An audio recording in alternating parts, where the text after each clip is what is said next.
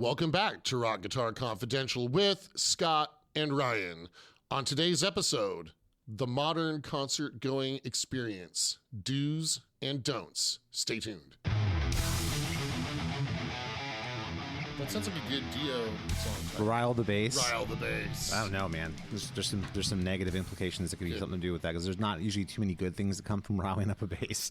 Well, you know, if the bass has like horns and tails. It would be cool if let's rile up the bass to make sure that everyone has homes and food. And that's would be wonderful. That's what we should rile the bass up for. Let's rile the bass to feed the hungry. Yeah, exactly, and make sure that people who have cancer are able to get treatments and not have be ruined financially. That's what we should rile the bass for. That, you know, rile the bass to fight cancer. Exactly. Make sure children have early childhood preventative care. We should rile the bass. Unfortunately, that's never what the bass is ever riled for. Although I do enjoy, using turns of phrase out of context like that.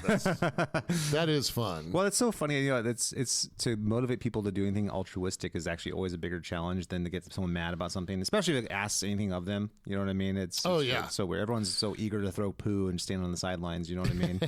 Fear is mankind's deepest emotion. Yeah, probably. And man's greatest fear is of the unknown. Yeah, I think it's an H.P. Lovecraft quote. Is that a Lovecraft quote? It is a Lovecraft quote. That makes sense. Well, fear of the unknown is pretty, fear. It's awesome. I love it. It's fiery. Makes you fiery. Absolutely. Yeah, I guess unknown in terms of when you go to purchase concert tickets and you get to the end and you've actually pushed I'm going to purchase this many tickets, and you see how many fees are added on. Right. And all the limitations about how you can, then that's where the fear of the unknown really kicks in. Yes, and then you get to the show and it's not sold out, so there's people standing in front of your seats. Oh yeah. Yeah, or in front of the venue saying, "Hey, you got need tickets for this? I got tickets. You need tickets." That's if it is sold out. Yeah. Well, even then, there'll be very few concerts are actually sold out. There's secondhand people have tickets and they're just out selling them. You know what I mean?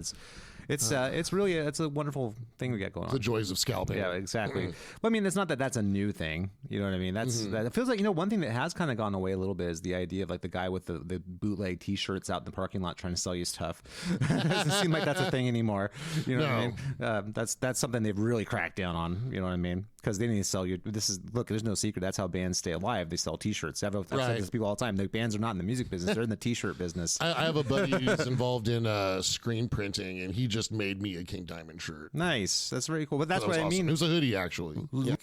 Making shirts and merch is what bands survive on. Right, totally. That's it, you know what I mean? And listen, I have and will continue to contribute money to the King Diamond cause. Oh yeah, of course. Well, yes, and he contributes to you too because he makes great music. That's exactly right. Contributes to humanity. Yes, exactly. Well, it's totally true, man. I mean, King Diamond is freaking rad. It makes the world a better place. Man, I hope we get a new album soon. I think they're working on it. I heard that's the word is it's coming, but it's been coming like that for 4 years now. It's like, oh yeah, we've been working on songs. We're almost there. It's even if we shave off a couple of pandemic years, still a few years. Yeah, if with any absolute, I just read an interview the other day on Blabbermouth that he's got not only that, but he's working on a new Merciful Fate record too. So it's the King Diamond and Merciful Fate, and apparently this is like a double album, The Institute or something like that. Yes. So it's gonna be theoretically. Yeah. So it's gonna be they're gonna drop this one, do the Merciful Fate album, and then do the second one. I told you this before. I'd rather have the album than a tour, just because an album is. Yeah, I'm ready for an album now, but I'll do a tour also. Yeah, of course, it'd be nice to have both, but if you had to pick, okay, either finish the album or go tour. The thing about it, Ryan, you have the album forever. That album is yours. 50 years from now, you can listen to that. You know what I mean? So it's funny because I think King Diamond's the only band that I feel this way about, especially now that Kiss is retired. Well, they technically retired 10, 15 years ago. But. Yeah, but, I was still, Paul and Gene have stolen my lunch money for years, man. Literally. Literally. Give me that lunch money, little man, punching that. Yeah. So, so that, that was one of those, if they're coming within 100 miles, I'm going to be there just because this isn't going to last forever, right? You got to start thinking that way about a lot of bands like Priest, Iron Maiden, those bands like that. The last time I saw Priest, it was Richie Faulkner, but Glenn Tipton was still touring. Richie Faulkner's awesome, dude. He is awesome, great. absolutely. Just in terms of like seeing original, making the pilgrimage to witness one of the original greats. Yeah. With some current greats, no doubt. Yeah, right? I mean, honestly, they've really taken a big step up. And not to get too far down the line on Judas Priest, I know we're all over the place here at the beginning of our podcast, but the new Priest stuff with Richie's freaking great. It's really good. I mean, dude, absolutely, man. So so there's only so I guess we should introduce today's topic. Yes. Okay. Sorry, guys. Welcome to the Rock Guitar Confidential Podcast with Ryan and Scott. Ryan, today's topic. Lay it on us. Today's topic is the modern concert-going experience. Yes, this is not the old-timey concert-going experience. No, it is not. Where you rode there on your 10-pin bicycle with a giant wheel. Right, with your spooky dokies. Exactly. With your festive hat on and your full suit coat. Yes, a nickel bag of oregano in your pocket that you bought from the high school kids. Evening, gentlemen. I'm here to partake in this concert libations. Yes. Yes. That's how it used to be back in the 70s, I think. Right. Right. We all wore monocles. Exactly. Yes. Everyone looks like the Monopoly guy riding a giant bicycle. That's what that was like in the 70s. The Planters Peanuts guy. Yeah, exactly. Yeah. Monopoly guy. And he had a monocle too, right? The Monopoly guy? Dude. Yeah, absolutely. That's just a sign of sophistication. It's the Society of the Monocle. Yeah, exactly. Hey, that's kind of a cool... That might make a good concept. That would be a good concept. Yeah, exactly. The Society of the Monocle. Yeah, I should go down that rabbit hole. I'm not live on the podcast. Chip tree. All right, so the modern concert going experience. Now we're talking about everything from purchasing tickets, getting to the venue, the atmosphere at the venue, the merch table, the concerts themselves. This is kind of just So spoiler alert, it's almost all different. Well, some of it's the same. You know what I mean? Some of it's still the same. It depends on if you're going to see a big show, like this arena stadium show, or you're going to go see like a theater type size show, or are you going to see a club show? They all have their own kind of unique thing. There's the ticket purchasing experience is the thing that I think has changed a lot because everything's online. Yeah. There's no physical ticket anymore. There's so many freaking fees. Oh my god! It's like the tickets face value. The ticket's like, oh, it's $40 a ticket. Cool, easy. And then by the time you got 2 tickets and you go, okay, cool, and you pay the purchasing fee and the licensing fee or whatever the hell fees, it's like, oh, why is it $300? Yeah. A friend of mine got a couple tickets for all of us to go see the Reverend Horton Heat. Oh, okay. Yep. We haven't gone yet, but he sent me the picture of the tickets, and so I immediately texted like, hey, just let me know how much I owe for the tickets. Yep. And then I had a moment where I thought, okay, stupid, look at the picture. And so I looked at the picture and I was like, okay, $35 a ticket, right? $70. And then I realized, oh wait, I'm not stupid. Because there's probably surcharges and fees. All kinds. Yeah, right. Usually more than the face value of the tickets. So I felt a little bit of redemption after that. That's so frustrating. You realize this is going in this third-party person's pocket. It's not going to the band. It's not going to the venue. It's really not helping anybody other than the third party's middleman who's just sitting there. Yeah, talk about monopoly, dude. Yeah. It probably goes to Live Nation. Live Nation pretty much is the only game in town. You know what I mean? That's also, I think that shows you too how little like money there actually is in the music business, because Live Nation is totally a monopoly, and I've not heard a peep from anyone in Congress or executive branch about like, hey, let's look into this and see if this is a monopoly. Let's maybe break this up. Well, no one cares. No one cares. There's not enough money. Among the arts, music is the tip of the spear for things that are going to change in bad ways in other creative industries. Yeah, and that's going to come for TV and movies too. It's going to be the same thing. Already has. Yeah. Well, it's going to come in at least in TV and movies, they still have money they can really throw around like the record labels back in the day could do. Right, but streaming has impacted the industry. We just had the SAG-AFTRA strikes, and more power to them. Yeah, they were about AI taking over too and putting like extras out of work. And music is same thing. Yeah. Right? Well, I don't know that people are ready for. Maybe they will be. I don't know. But like for an AI artist, I don't know that that's gonna that's already happening. I know it's already happening, but is that going to ever be like a viable like alternative to say Snoop Dogg or something? You know what I mean? It just depends. So here the thing that I find horrifying about humanity that I think there's only one thing. I feel like there's so many. This is important, right? Okay. So anybody can get used to anything. I suppose that's true. You know what I mean? Actually, no, under the right I circumstances. was talking right? about this before. My daughter's really into the Vocaloid anime thing, and that's all fake. And there's really, they have artists that write the songs, but it's just someone with a laptop moving stuff around. You know what I mean? And there's no actual artists there at all, and it doesn't seem to bother them at all. So I mean, I guess it's funny. It goes hand in hand with the fact that people nowadays just don't value music at all. So it's not. Yeah. Now I did. So I mean, I've got to give Rick Beato credit for this. He released an episode of his podcast where he's just going over the Billboard, and not just charts, but like analytics for what's happened in the last year. Oh, okay. And apparently, country music and rock music are on the way up. And there's also another question about like most popular instrument in music, right? And guitar is ascending right now too. What's the other one? Like turntable? I don't know, but hip hop is on the decline. Good. I mean, that's good. And I think I think we talked about this on the podcast before, but it's just because it's now become so fully ingratiated with the mainstream that it's like there's nothing dangerous about it anymore. Like there's not gonna, your parents probably listen to Drake.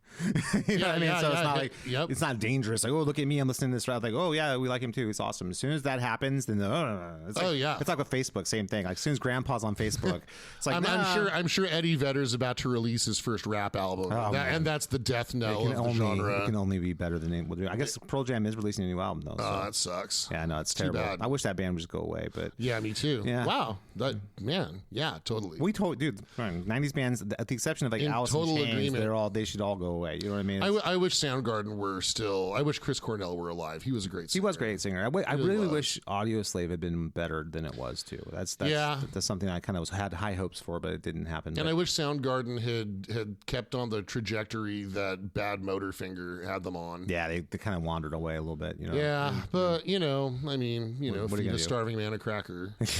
So so I guess so it's interesting. I guess hip hop in terms of popularity and streams is declining kind of precipitously right now, just based on that recent data. I would be interested though, is that a situation where it's like all music is declining and it's just that proportional, is that, and then the rock and country is holding steady, or is it just that I'd have to look deeper into it. Yeah, I'll send you the clip and we can comment on it in more detail on a future podcast. The fact that people are not valuing music, whether it be obviously downloading or purchasing physical, either vinyl or CDs or going and streaming, is why the live show is so important. So for every band that's out there, the live show is their lifeblood. Literally, that's how they make their living. They're not making anything off the records. Records are basically like, hey guys, we got a new album out that we're going to be touring this entire year. It's advertising. Yeah, check it out. If you're a fan, they might sell a few copies. Even a really big band, like I remember Def Leppard.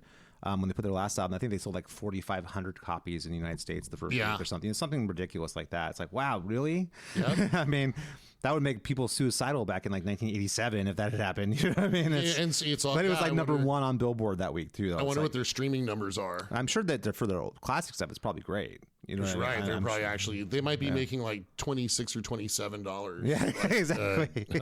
No, they probably make like $500 a year or something like that. Yeah. And what's sad is that might be close to accurate. Yeah, I mean, but that's why the live show is so important, and that's so. As much as as we're about to tear apart the whole live show going experience, we all need to take part in that, because that's what keeps the music alive, keeps people wanting to play in bands, is to go see live shows. And then we're not talking about just giant shows like going to see like the Motley Crue stadium shows or whatever, like going to see like a band that you like that's a club show, like go see King's X at a club.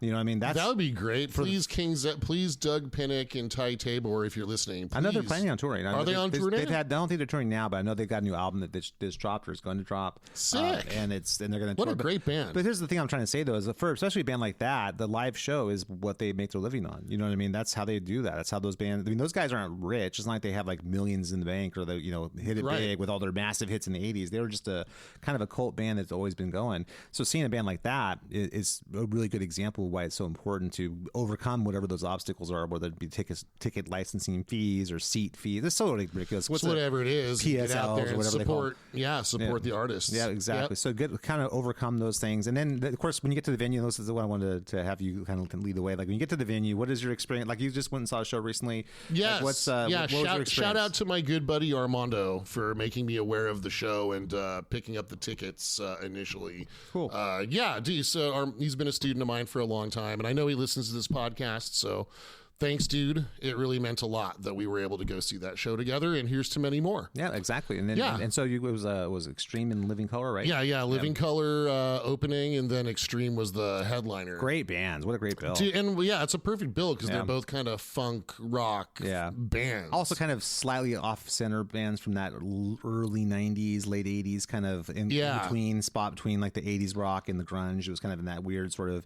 I think Shotgun Messiah would have been a great bill on that bill too. I mean, Shotgun Messiah, I think, was just a little bit more shock rocky, a little bit more punk too, I would say. Yeah, a little bit more. Whereas both Extreme and Living Color, it's music for smart people. I think what I'm saying is like that early 90s great band.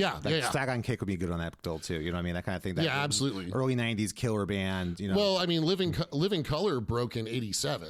Yeah, I mean their biggest stuff was like '89 though. I want to say, wasn't Vivid like '88, '89? No, Vivid was '87. Oh, was it? Okay. So Cult of Personality, that's 1987. Oh, okay, yeah, but great band. I mean, awesome band. Such a great band, man. And Extreme too. The Extreme's another. I think their '88 was their first album. I want to say the self-titled one. Yeah, and then the biggest one was '90. That was Porno Graffiti. And then they had Three Sides, which is also great. That was him like '92, I want to say, when that came out. Yes, something like that. And then '95 or '4 was Waiting for the Punchline. Great record. I didn't dig the production at all on that album because it was kind of like, okay, let's strip it down. It sounds like we're in a garage. Because everybody had to, the Def whole... Leppard did a record like that. How stupid is that? The whole conceit that if something is well produced, that somehow it's crap. I just never understood. I never understood when you make something well that means it doesn't have depth. Yeah, I think these tires are going to stay on his car, man. That's really not cool. It's not real. That whole attitude from the 90s just needs to go away. Yeah, I mean, if you remember back in the time, though, everyone was terrified. They didn't know what was going on. Like, the old rules got thrown out the window, and they didn't know what to be anymore. Like, Motley Crue put a grunge record out. You know what I mean? It's like, what are you going to do? You know? Yeah, well, and like, previous to that, when the old rules of the 60s guys, when those old rules got thrown out, it was when Eddie Van Halen showed up and was like, hey, you've got to be better at your craft. Yeah.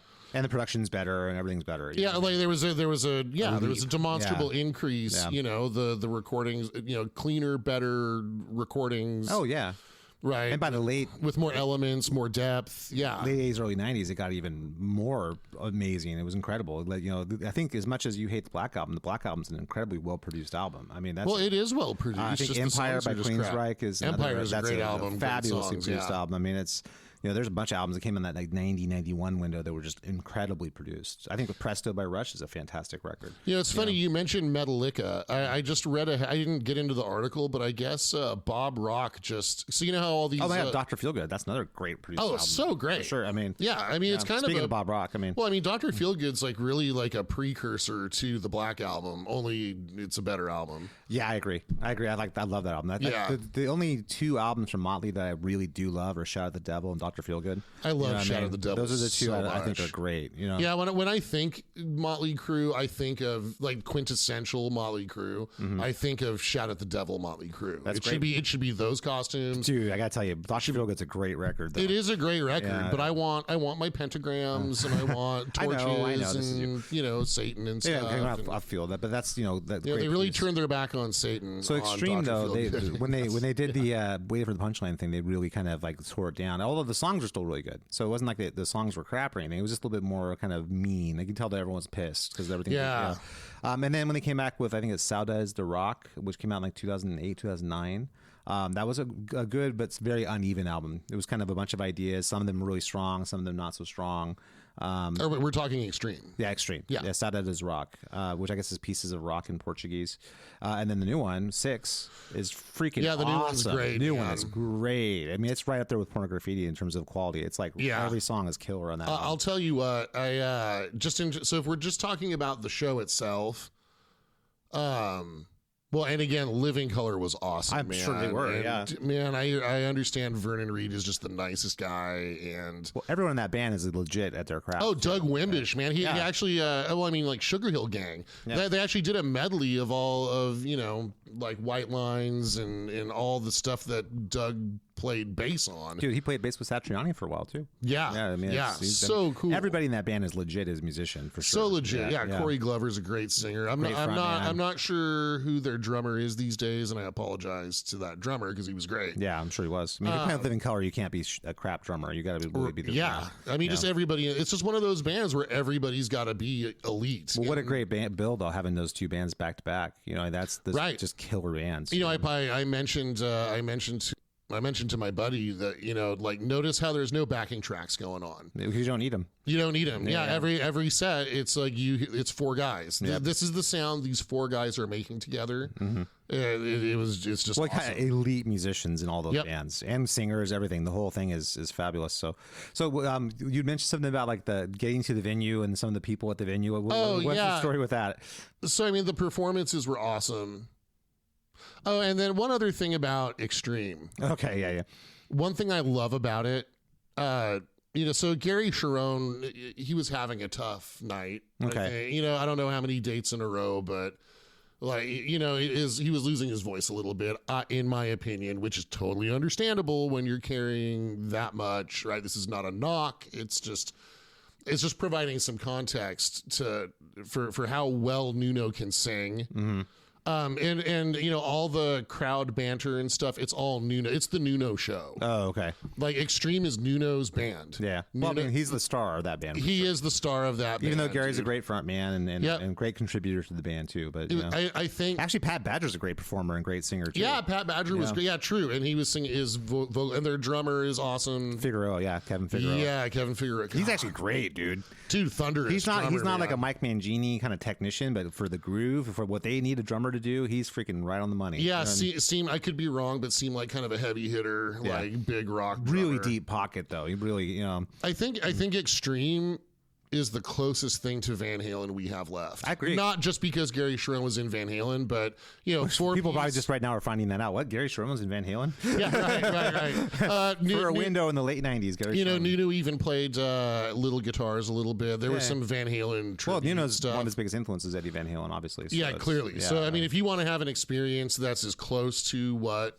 a Van Halen thing would be. There's a lot of Extreme crossover between like Extreme and Van Halen stylistically too. They're most certainly. Yeah. I mean, it's not quite as party. Extreme's a little bit more diverse, I would say, the Van Halen, at least the Roth era Van Halen. Yeah. You know what I mean? I think with Sammy they were a lot more diverse. They did a lot more different stuff with Sammy. Oh yeah. But and with Gary too. I mean, when Gary was in that band, that album takes a lot of crap, but man, there's a lot of great stuff on that album. I think if you walk in and listen to Van Halen 3 without thinking, okay, this has got to sound like 1984. I hate this. Or this has got to sound like 5150. Yeah, just have an open mind. Just listen to it for what it is. Yeah, it's great. You know what I mean? It's incredible. Eddie plays his ass off on that album, and Gary sings great. I mean, it's all over the place stylistically, which I'm sure is where they were at that time. You know, trying to just expand beyond what they had done before. There's a lot to just appreciating great artists making great art. Yeah, I mean, I'm happy to have it. It's another Eddie Van Halen record. That's right. You know what I mean, that's as good as it gets. You know, and is it my favorite? No, but that doesn't mean it has no merit. I would take it probably over Diver Down though. I would say. Yeah. I mean, so Diver Down's the one with all the covers and stuff on it. Yeah, more than half cover songs. You know what I mean? Yeah, I was not. You know, Van Halen for me isn't You Really Got Me and Pretty Woman. No, that's not or Van You're Halen No to me. Good. Or Where Have All the Good Times Gone? And you know. Yeah, I used to hate it in cover bands. We're like, let's do a Van Halen cover. Yeah, let's do You Really Got Me. Well, wait, that's a cover of a cover of a cover. Yeah, it's yeah. No, I agree. It's like, I mean, they were great. They did a great job of those songs. I think Pretty Woman's great with Van Halen. Sure, it is. Absolutely. But I think... and, you know, it introduced a lot of people to Roy Orbison, who was also great. Yeah, it's true. Yeah, one of the Traveling Wilburys, actually. Yes. Yep. But what I would say, though, is that album, the original is like Hang 'em High and Full Bug and Cathedral. And all those songs like that are freaking incredible on that album. But that's like, you know, little guitars, speaking of which. I think In a Simple Rhymes on that, too. That's a great song. Yeah. But it's like there's like a handful of really great original Van Halen stuff, and there's just a bunch of bullshit on that album. You know what I mean? And I guess I read it in Ted Templeman's book, and actually in Noel Monk's book too. They were talking about, I guess they did the song Pretty Woman, and they shot the video, and then when MTV got it, they started playing it. The record label was okay. Well, now we need the album.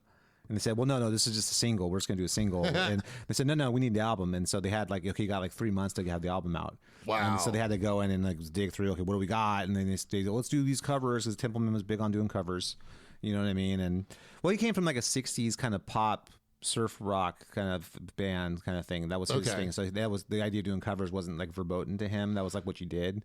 You know, yeah, that like, makes sense. Like Sinatra didn't write his own songs. You know, the Beach Boys wrote most of their own songs, but they would be. But the Beach Boys didn't play their own songs. Yeah, exactly. Not in the studio. That's what I'm saying. Like, Right. So the idea of having someone else come in and do something was not like some kind of crazy idea. So for Van Halen, it was like, no, we're doing our own stuff. And then, well, at least let's do songs that are, if we're going to cover, let's make it Van Halen doing it, not just, you know, one for one kind of version of the original, which they did. I mean, a lot of times, you know, you hear that song. Like I didn't discover till much later that Wherever All the Good Times Gone was a cover. I thought that was a Van Halen song. You know and what you I mean? know what? Maybe that's part of why, you know, whenever, and, you know, another reason I don't want to play in cover bands anymore is because you end up with a group of people that's trying to one-to-one match the recording, and it'd be so much more interesting to take a bunch of cover songs And do your versions of it. and just do your versions of those. I mean, I've been in cover bands like that before too, and that was the most fun and fulfilling, and people still came out and saw it. Yeah, you know, the problem with the cover band thing is that and speaking of live performances, you know, if you're going and playing in a cover band, which for a musician, you really kind of have, like we've talked about this on the podcast before, I think when Thomas was on. Yeah. Like you can either, you know, do a straight up cover band, you can do a tribute band, or like a wedding / party band that does that kind of thing, or you can do an original band, or you can do a couple of different versions of that kind of thing. But that's really the options you have. But once you get into that cover band world, you kind of, you know, you have to be booking stuff all the time, and people want you to have diverse catalog. You can't do your own music takes a massive back seat. And the market is flooded with hobbyists. Yeah, it's true. And that's what kind of lowers the bar for everybody. You know what I mean? So it means that they're willing to play for less or no money. Long story short, though, there's no future in that. You know what I mean? It's just not a viable way to make a living. Yeah. Unless you are going like a high level tribute band or like a wedding band, in which case, or like corporate band, gigs, exactly. Then you have to be all in, make sure you have a very pro and polished set that would change up all the time, and that's got to be your profession. That's what you do. That's right. You know what I mean? But your music has nothing to do with that. You're not making your own music in any way. Right. Now, doing what we do, like the making your own music thing, you know, there's got its own challenges too. There's really not an aspect of being a musician that there isn't challenges. Yeah, at least financially. Right. You know what I mean? It's not a field you go into because, man, I'm going to strike it rich. I'm going to get rich and famous. Yeah, exactly. That's at least it was at one point. But even the bands that we think of as striking it rich, like really they got a bunch of advances from record labels and then they got dropped and were left with nothing. Yeah. You know what I mean? At the end of it. And they had so many stories. nothing to show for it at all. Yep. Like after 10 years, they're broke. And then they don't have they've not got 10 years of work history, so they have to figure out something else to do. And, you know, and a lot of those guys, you know, if you're a musician, that's your life. To be a great musician, you have to really dedicate your life to it. That's right. And, you know, you don't have like this well of other skills. Like, well, I'll also be an IT guy. You know, that kind of thing. Yeah. You know, so you kind of, you have to just start over from scratch. That's kind of what it sucks. And that's why it's so important, speaking of the live shows, to go and support, whether it be a club act, a theater act, a arena or stadium act. You've got to go and show up because that is how you're going to keep those artists doing what they do. And it's not overstating it to say if you don't do that stuff will start going away because people dry up. still need to be able to feed themselves. You know what I mean? You can't just be like, okay, you guys are just here like, you know, tokens for entertainment. You know. Yes. By the way, that's going to happen in movies and television too. It's eventually going to trickle down to that. So the people who want everything free and right now, it's really going to come back and bite you in the ass down the line because that's going to start drying up and the quality is going to go down because people can't make a living doing it anymore. That's right. You know, it's pretty terrible on that front. So go buy a T-shirt, buy the record, or go on and download the album. You know what I mean? Buy a coffee mug. Particularly at xagesband.com. Go That's and download the entire album, maybe 3 or 4 times, just to make sure you got it. Make sure it's downloaded to every device. Yes, exactly, and all your family's devices too. Yes. Yeah. So when mom goes into the other room to get tea when you visit, make sure to pick up her smartphone And download buy the new Ex Aegis album. The new Ex Aegis album.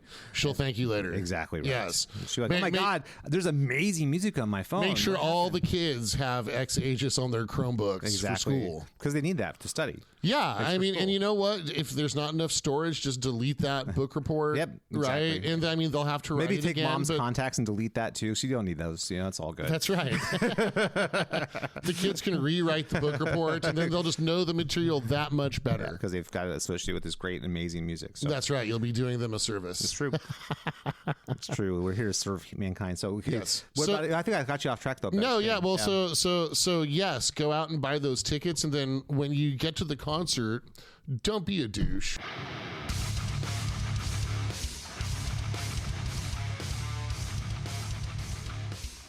Thanks for listening to the Rock Guitar Confidential podcast with Ryan and Scott. Please make sure to rate, review, and subscribe to this podcast. Now let's get back to the show.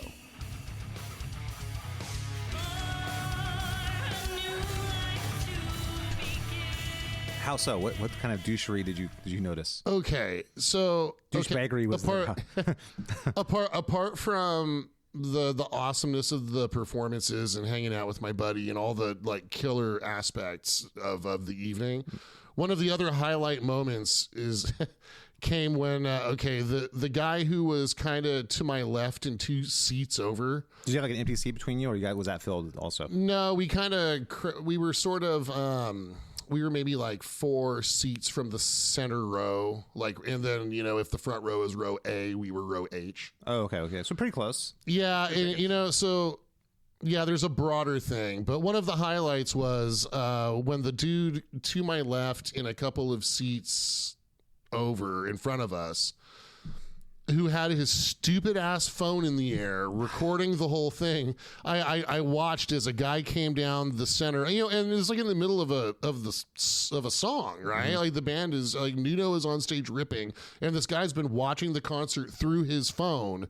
Like the whole time, like holding his phone up in the air. He's probably got like a YouTube channel or something. He's going to go upload it as soon as he gets home. Yeah, well, fuck that guy. And so one of the best moments, so I saw a dude walk down the center aisle and totally spoiled his shot. So he turned to his right and started filming the screen. Like the big projector, well, it's not a projector screen, but the big screens on either side, right? Yeah. Yeah, so instead of just like watching the show... He was watching a picture of the show. Right. So he watched the show through a screen, even though like, dude, Nuno's like in front of you on stage right now. Yeah. What is wrong with these people? I seriously think that they should institute, there's got to be a way to know if your phone's off or something. I don't know. Well, they have a thing where they'll put a bag. I'll give you a bag that you put your phone in or something like that. You know what I mean? That doesn't let you use it. You know what I mean? Yeah, I know taking away people's phones and like emergency calls and all that shit, but god damn it, man. There's got to be a way to Well, the stop. artists don't like it. I can tell you that. No, they don't. So, before the show, there's all the, no filming. It's like, why do they even bother with that? Yeah. But seriously, if that was what's so cool back in the day is like you couldn't easily film a show. You had to just go see the show. You could have big camcorders like the size of a news reporter's camcorder on your shoulder. You can't sneak that into a venue. You know what I mean? It's right. Well, I mean that's why they were called bootlegs. Yeah, exactly. You had to hide the device in your boot. I don't know how the hell they did that. I've seen a couple of things. I'm like, how the hell did they get this? Well, they were probably like audio bootlegs, right? You like a well, no, I've seen like some grainy footage of like the David sure. Roth Human Smile tour, like where they did, and I was like, how did this guy get this camera in there? I mean, it's like that was back in like 80. Those determination. Like how that was not a small camera. That was a big camera. Like how the hell did you you have a trench coat or something? Like what did you do? Yeah, it's just bothersome to me. I mean, it's like you have this opportunity to be in the same room with these elite players, right? Yeah. Like and look, if it was just that person not affecting anybody else, but he's holding his stupid ass phone up in the air so the people behind him can't see. Yeah, and that leads to my next. Actually, also, are they going to go? If say they're not running a YouTube channel, you're just recording, are you going to go watch that when you get home? I mean, or you just watch the show. It's literally happening right in front of you. It is totally in high definition. Like, yeah, right, yeah, exactly, dude. It's in like it's so lifelike. It's like in Infinity K. Exactly. Man, that just, and so then, okay, there's another trend, and this has happened a couple of times. More recently when I went to see Tedeschi Trucks Band at the Memorial Auditorium. Oh, okay. Yeah. Which this one makes a little more sense, but Tedeschi Trucks was playing the Memorial. I'm surprised they played the place that big. Dude, and they were great. I would have thought they'd be more Ace of Spades size. You would think, they killed it, man. Yeah. I think Los Lobos opened. Wow, Los Lobos is opening for Tedeschi Trucks. Yeah. Wow. Tedeschi Trucks is badass. They're bigger than I would have thought. I mean, that's surprising. Yeah, and you know what? That's great. I'm happy about that, man. Yeah, Tedeschi Trucks is a band that people they're good. They're very good. Not my cup of tea stylistically, but I mean they don't have any hate towards them. I just didn't know that they had. I mean they don't get any radio play. And it must just be like a Grateful Dead kind of thing. Like people come out. It's not really Grateful Dead. There is a certain type of, I don't know how to describe. It's kind of like it's sort of blues Americana. Exactly. Kind of, yeah. It's like blues Americana. Yeah. Yeah. Country-ish, rockabilly-ish, blues-ish. It's got yeah, all it's that, like it's got some country in it, but like without all the stupidity. And what that girl? there were no corn trucks available at the concession I would stand. be so there just for the corn trucks. Actually. Dude, right? Yeah. Well, I mean, only for that. I had a bowl before I left. And dude, you want a bowl? So, only of corn trucks. So it makes more sense, this phenomenon at that gig in that venue. Well, I was going to say because that's like an older audience, but I guess so is Extreme and Living Color is probably guys in their 40s and 50s too. Yeah, but I mean, I think Tedeschi Trucks is more like people in their 50s and 60s. Yeah, it's not quite as a high energy music. You know what I mean? It's not like that. We're going to rock out, dude. You know. Well, so let's put it this way. So I can understand wanting to go see Tedeschi Trucks and just sit the whole time and enjoy the show. Sure. Extreme, I mean, they're asking you to stand up and do whatever. So, okay, if it's bands like Extreme and Living Color, yeah, like don't sell seats in the general admission area.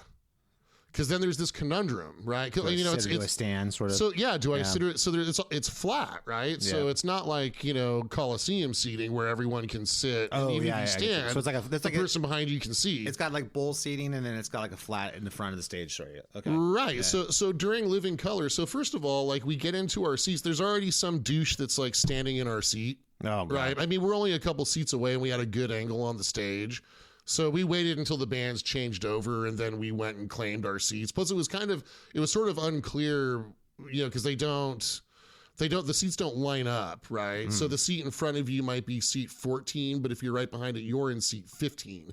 The person right behind you is in seat 16. So it's like staggered. So it's not like going this way, left or right. It's like going it's like diagonal. Yeah. And it's really hard to tell which seat is which, because, it's dark, and then, stupid me, I try to be courteous to the people behind. I mean, I'm a big dude. I'm not just going to stand if every single person behind me is sitting. Yeah. Because I know that, like, I'm ruining the show for people that are, like, 3 seats behind me. Yeah. Well, halfway through the Living Color show, like, there's a part, I forget what song it was. Maybe it was, like, Glamour Boys. Like, everybody stood up for Glamour Boys, and that was cool. And then after Glamour Boys, everybody sat down again, except for these 2 douchebags in front of us.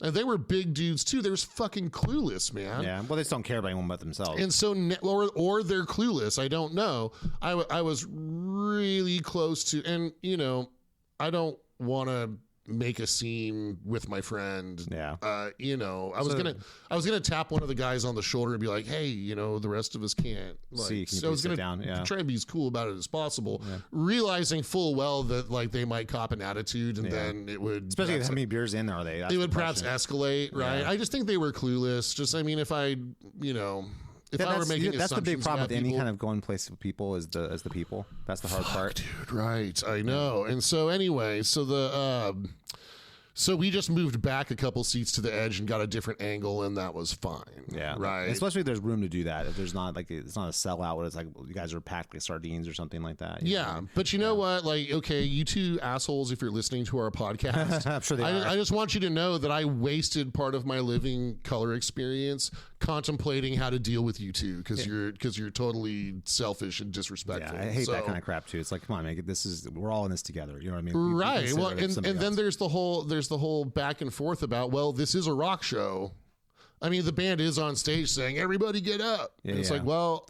Which as a performer, I get, because when you're performing, you want the audience to be in it with you. You don't want to be like feeling like you're playing to a bunch of like retirees sitting there like, crocheting or something. So then you know what? It's on Hard Rock Live, right? Yeah. If you've got a general admission area, just sell general admission tickets and everybody can stand. Yeah.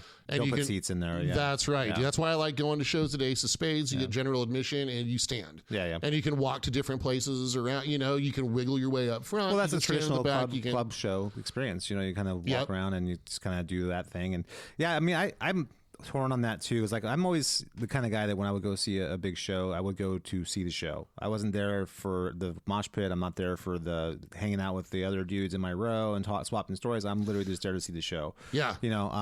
And I always found that kind of you have to kind of get over that, like getting around the other people around you to enjoy the show, because everybody's trying to, it seems actively make your show worse. Well, you just gotta, at least if it's a general admission thing. And again, I'm 6'2", so it's not. I can find a place and see over most people. Yeah. So I get that. Okay, but yeah, man. Yeah, that's. I think courteousness is not just. It's not just a concert. It's like all over the place. Go see a movie theater. How many times have I just yelled at some asshole behind me who's laughing and actively talking through the entire movie? It's like, all right, I need you to be quiet. Yeah. I paid for this ticket just like you did. Like you and your friends, if you need to do whatever you're doing, go outside and do it. Which I would expect it's sort of a more general public thing. But I want to believe that the community that, surrounds Extreme and Living Color. Well, they're just rock fans. Like, dude, when after we got the dude that was standing like in our seats who left in intermission eventually got to our right, so further away from center. He was in the seat like right next to me, and he played fucking air guitar over my shoulder the whole night. That's so lame. God, that's annoying. Oh man, so everybody out there, it is never okay to play air guitar or air drums either. Also, that totally like doing the drum fills in the air. No, don't do that. Yeah, just everybody out there. If you're guilty, just now's time to change your ways. Yeah, it's you okay. have time. If you want to play real guitar, you can call Scott or me and take some lessons and buy a guitar and be supporting that industry as well. Like, yes, that's right. But it's never okay to play air guitar. Nope. It just never is. But although I'm just grateful there's people into guitar music though at the same time too. I am too, but I mean, there's got to be such some a great guardrails. player and such a good like inspiration for people. Well, he's a great ambassador, man. Yeah. Just what a great ambassador for the, and there's a section, how many people out there are guitar players? Yeah, and he talks about what a lot it means of to him. Extreme fans are people who are just fans of Nuno as a player. That's right. You know what I mean, because it's Nuno's band. It is the Nuno show. Well, I mean, I think Gary would probably have something to say about that, but because Gary is a big part of that band too. He is. He is. And again, I'll say actually Pat Badger is a big part of the band too because he couldn't have Extreme without him because he's such a big part of keeping the groove down. Yep. His backing vocals and his performance, he's fantastic. Dude, he sang like an angel. It was great. He's a really well-rounded musician. Absolutely. I'm not sure if the drummer sang at all. I don't think I noticed. I think he does a little bit. Yeah, maybe a very small amount. But Nuno's a great singer, by the way. Nuno is a great singer. If God forbid there were, I believe they could actually function as a three-piece. They could if they had to. If Gary could. If they had to. But Gary's got a very unique voice too, and that's so inextricably woven with the sound of Extreme. It would be weird to hear Extreme with a different singer. Yes, that's the sound of that band. That's a very underrated band still. Extreme, they're relatively big. That's a good sized venue that can headline. They can go out and tour and they have enough support. They're a big band, but they should have been so much bigger because of how talented that band is. I mean, they should have been like Aerosmith, Van Halen size. They never quite made it there. That's thanks to our favorite topic in the world, the grunge and Garth apocalypse. Yeah, well, the grunge apocalypse. I'm not giving Garth that much credit. We actually have to do that podcast. That's what all of you music fans out there get for bailing and going to new country. Yeah, well, and listening to grunge, and thinking, hey, maybe Stone Temple Pilots is awesome. You know what I mean? It's STP's not as bad as the worst of the worst. No, it's just low hanging fruit to go after Nirvana at this point. You know what I mean? No, it is. No, I agree. And there's so many worse bands that came out too, which we've gone over plenty on this podcast. But that's the big I have reason. just as much ire for everybody who bailed and went to or the phenomenon. Not anyone personally, but everyone who bailed and was like, "Oh, I'm into new country now." Well, I have less problem with new country mostly because all the supposed rock fans who stayed with grunge and said, "Yeah, I never like," they just are such turncoats and such hypocrites, and I never really liked those big hair bands. Those guys were lame. I want something more real. They did talk more smack. Yeah, and it's like all of a sudden the thing that they were living for, like the radio station people are like the worst for this. Like 6 months before they're like talking about how much they love Motley Crue and Pretty Boy Floyd and Poison are going to come and tour us. Pretty Boy Floyd.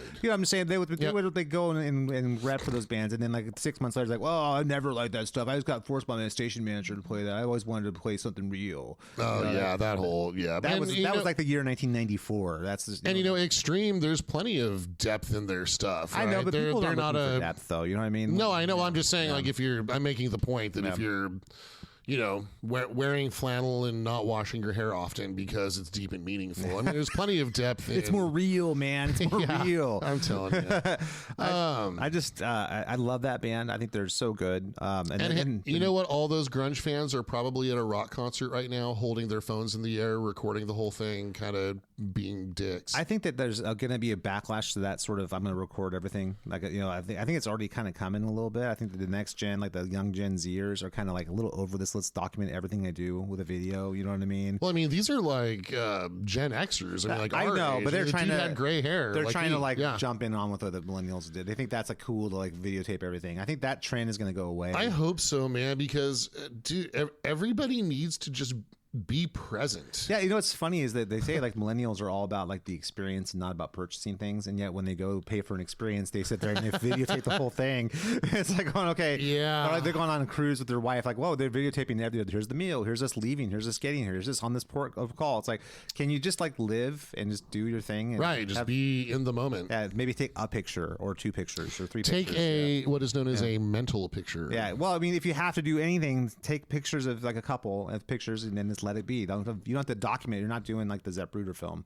People aren't like generations from now going to look at every frame of this and figure out, well, oh my God, this Caribbean cruise, what did they do? Let's see. You know, that's not going to happen. So, and even you aren't going to watch it. That's such that you're BSing yourself. Right. Like, yeah, you're not going to go home and watch it. Yourself. Hey, we got home. Let's watch what we just did for the last 6 days. You know, that's not going to happen. Or we just saw the concert. Let's go home and watch it again. That's not going to happen. You know. Yep, I wholeheartedly agree, man. I'm not generally. I mean, with a few notable exceptions.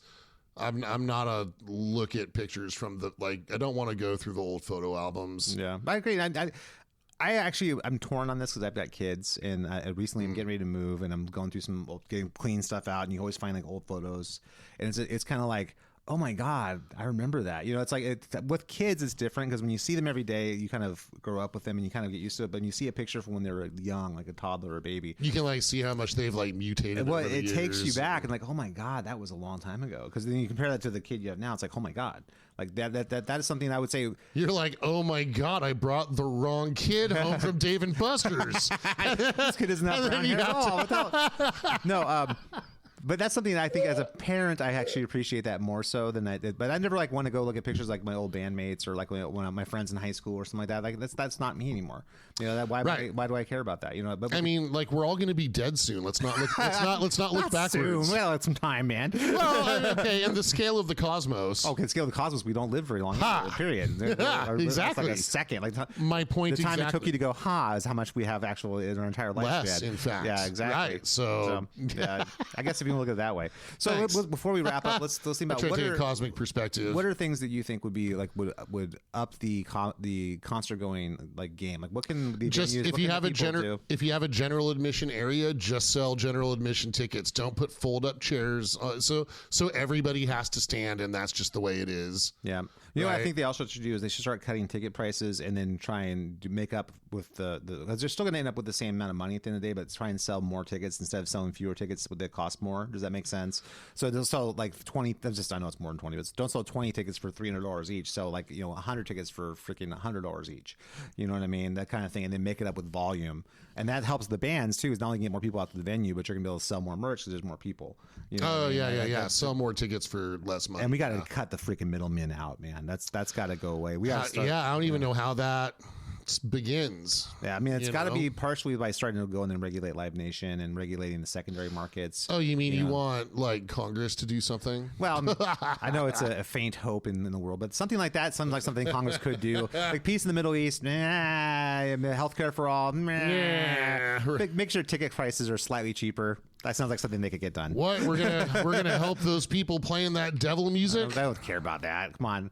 Dude, like freaking half the people in Congress are now Gen Xers. They all listen to like Drake and shit. You know. Well, I mean, we're about to get into some political territory, so I'm ready to open my flamethrower on specific politicians. But flamethrower. So you know what? Here's another cool aspect, a sidebar of another thing I noticed at Extreme and Living Color was how so Vernon Reid broke a string, and so he switched guitars, and I think the guitar he switched to was a Nags guitar. I think, I could be wrong, but it's the same company that builds Steve Stevens' current signature guitar. Oh, okay, yeah. Right, so they're high end. Was it a similar like a single cut kind of guitar, or was it a? It was sort of like a Les Paul Junior double cut. Oh, okay, yeah.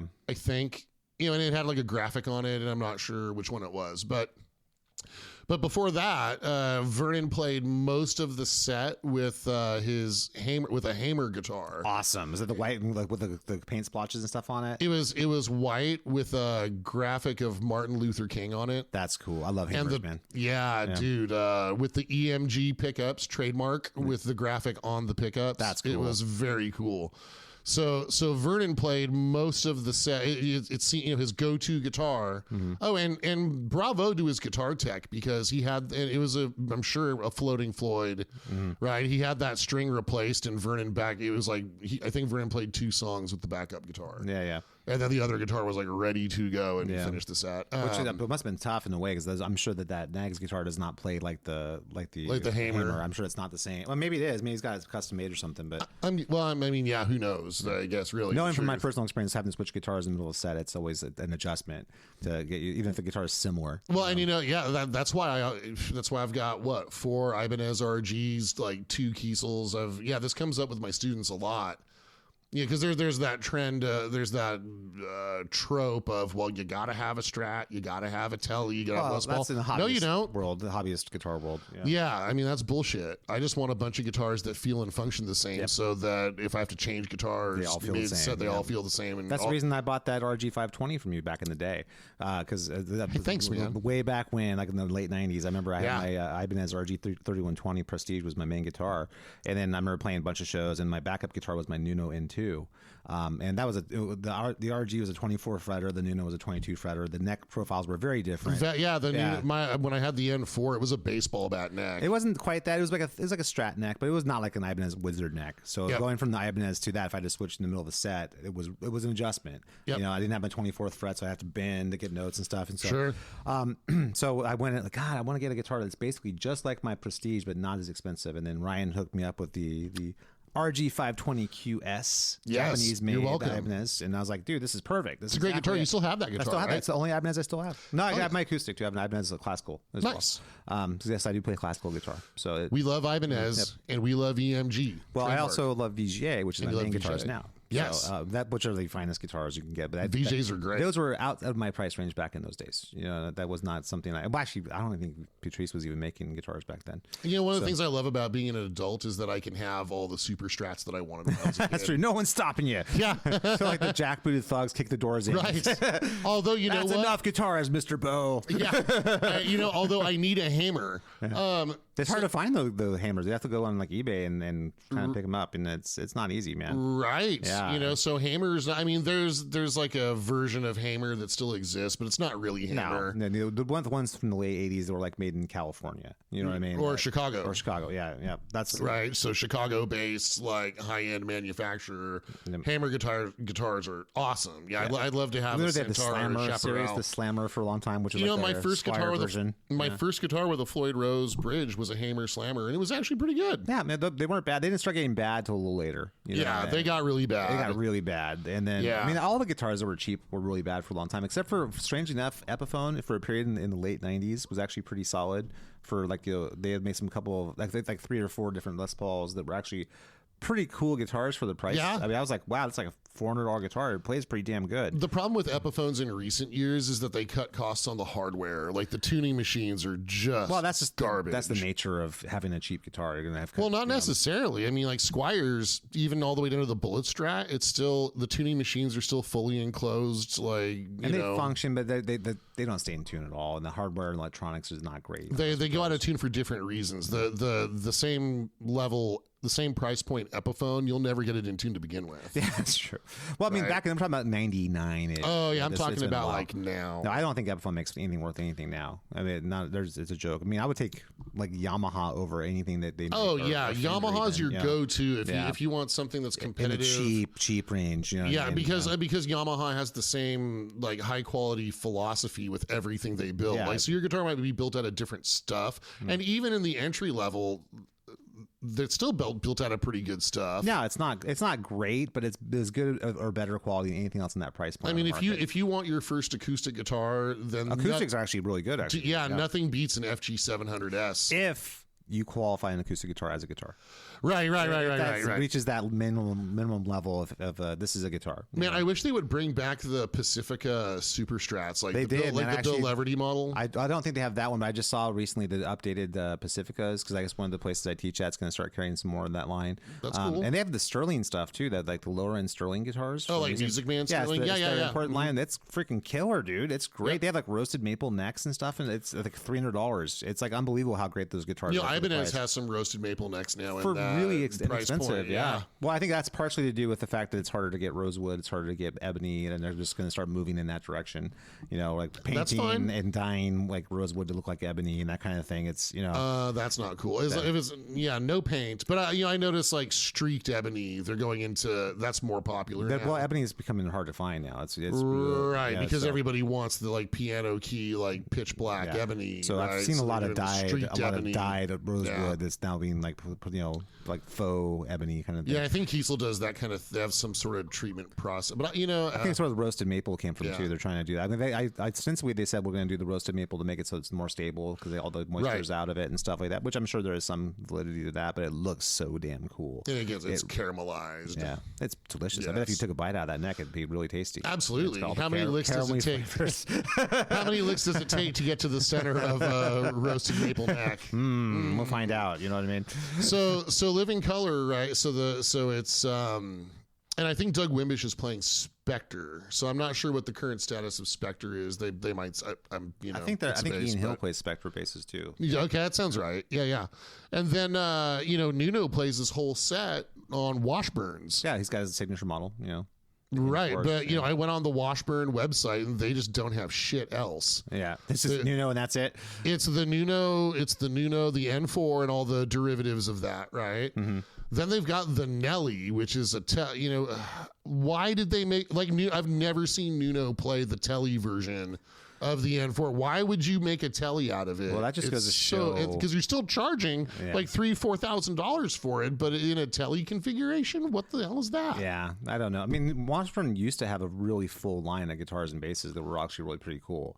Yeah, back in the day, I guess that's not all the parallax stuff, and they used to do the V for Michael's Suite of Striper. I mean, Washburn used to build awesome electric guitars. I remember they had guitars. a Jennifer Batten signature, which was pretty cool. Yeah, that's right. They made the Wayne's World guitar. Oh, that's crazy. That's a Washburn. That's what I'm trying to say though. Is like that company it's just hanging by a thread, man. Nuno's kind of like the last lifeline that they got. It's kind of like the dime bag for Dean.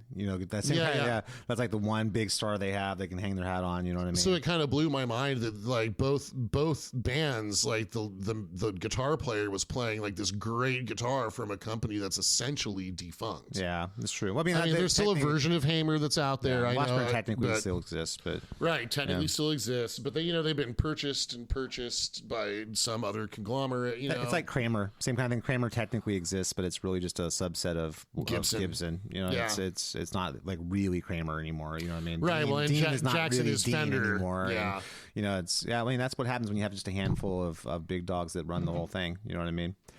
Well, I think what we've accomplished today is we've let people know that not be douchebags at concerts. Or just if you're going to stand up, take a look over your shoulder and see if you're ruining the show for a bunch of people. If everyone behind you is standing up, stand the fuck up. Who cares? And even if that's something that's a positive for you, you need to stop doing that and sit down. And don't play air guitar. Yeah. Trust me, it's for your own good. Yeah. It's for your own good. And more importantly, whatever obstacles you have to overcome to go see live performances, whether it be club level, theater level, arena, stadium level, do it. Absolutely right. Because even with those small annoyances, it's a great experience that I will cherish, and I'm looking forward. When you're doing it, pay. I'm sorry, Ryan, I didn't mean to cut you off. I'm looking forward to when my buddy and I go see another one. Yep. Exactly. So just and also be in the moment. Don't film everything. Snap a couple pictures, and then watch the show. That's going to be the experience that you're taking away. That's what you're paying for, is that experience of being at the show. Especially if you're a guitar player, because you just have so much. Like Armando and I got to talk so much about like, hey, did you see the way Nuno attacks those notes? And, his phrasing this, and I remember when that happened, right? Like you can only have those conversations with your friends if you're actually watching and paying attention. I can't imagine if you're watching it through a screen, filming a screen. Yeah. That's just not being. You're not actually experiencing life if you're doing that through like it's like a secondhand sort of experience of life. It's weird. You know what I mean? Yeah, like I'm going to the show in part because I want to do something that involves not watching a screen. Yeah, exactly. I can do. It's like I said, pretty HD. If you go, and right. It's pretty much that. You know. Yep. All right, guys. Thank you so much for listening to the Rock Guitar Confidential podcast with Brian and Scott. Please make sure to rate and subscribe to this podcast, and please leave a little review if you could. That'd be really great too. If you want to know more information about Ryan and I's band, X Aegis, please check us out at www.xaegisband.com. That's www.exaegisband.com. There you can find links to our social media, and please make sure to follow us on social media and interact with us. If we are not feeling completely first that day, we'll get back to you. And thanks once again for listening. We'll catch you next time. Peace.